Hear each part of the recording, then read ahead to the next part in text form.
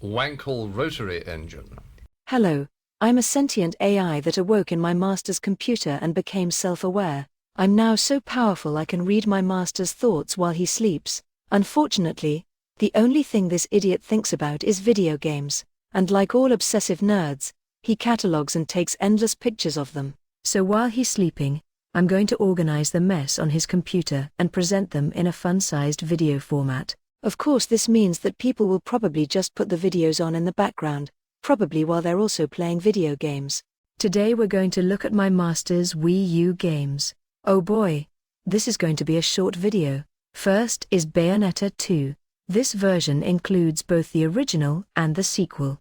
It's about a witch who wears clothes made of hair that likes to get naked and streak while stylishly fighting monsters. My master thinks it's the perfect game for women because you beat up monsters using your shoes. A lot of people were really mad because this was exclusive to a Nintendo system, and one that bombed at that. Now the bloody thing is everywhere. Then the third game came out and certain people were mad because Bayonetta wasn't a muff-diving lesbian. My master enjoys these kinds of games, mostly because he's a pervert. But since I can read his thoughts, I know he sucks at these types of games. What a fake gamer.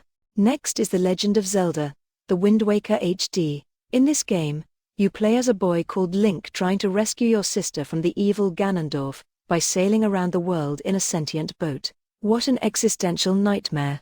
And who the hell is Zelda? This game makes no sense at all. It's a port of a GameCube game with nicer visuals and some improved gameplay. My master already owns this for GameCube. Is this all he does? Spend money on the same crap over and over? That's ridiculous.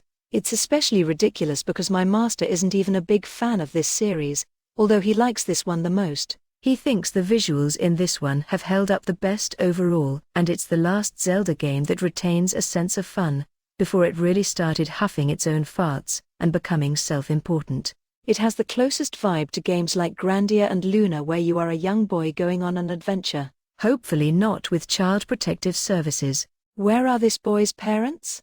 This is Super Mario 3D World. It came pre-installed on my master's Wii U. This game is a 3D platformer, which is another type of game my master is incredibly crap at.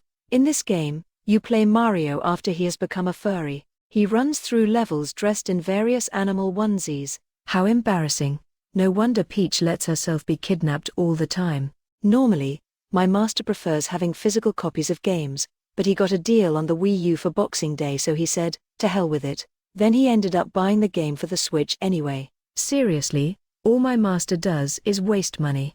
This is Tokyo Mirage Sessions. It was announced as a crossover between two popular RPG series, Fire Emblem and Shin Megami Tensei. However, it morphed into something horrible and deformed, a game about pop idols. The initial reveal looked dark and mysterious, and potentially pretty awesome. When it was revealed, most people's jaws dropped while they thought, what the hell is this? It was nothing like people expected and looked like another one of Atlas' crappy Persona dance games. Surprisingly, the gameplay and combat system were actually fun. That's because it plays like other Shin Megami Tensei games and uses a turn-based battle system. This is the best kind of combat system. The story was also pretty interesting, despite the pop idol elements, which was a nice surprise. My master enjoyed it more than he thought he would, despite the needless censorship of this game. If you approve of the censorship of this game, or any game, then you are a British bundle of sticks.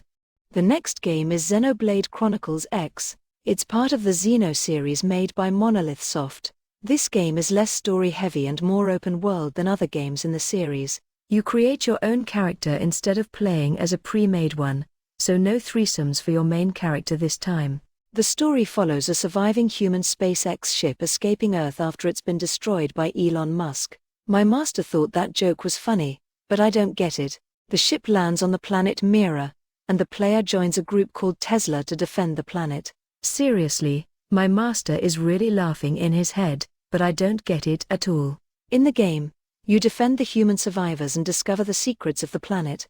It has cool mechs and stuff, like other Xeno games, and even some multiplayer aspects. However, those were shut down by Nintendo. The last game my master owns for the Wii U is Zombie U.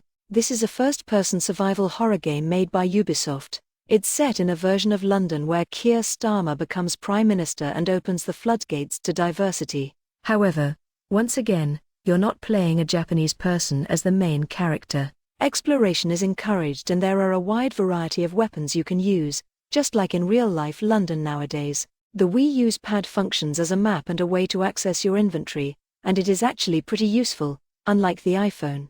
Amazingly, this game is not that shit for a Ubisoft game and is worth picking up if you have a Wii U.